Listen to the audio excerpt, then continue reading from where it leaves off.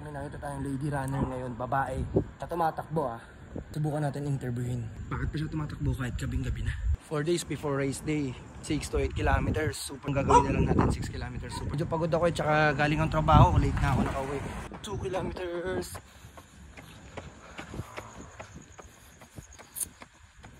Sticker sumama. Extra energy. 4 kilometers.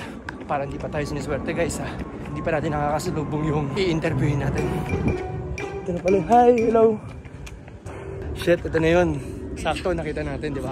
Kung ba't tumatakbo kayo kahit medyo late na? Dapat tatakbo po ako kanina. Okay. Pero di ko siya nagawa kasi busy. So, tinry ko i-make sure makatakbo ko today. Thank you sa konting time and keep running. Po. Sige po, Thank ingat din you. po. Isipin mo nga naman,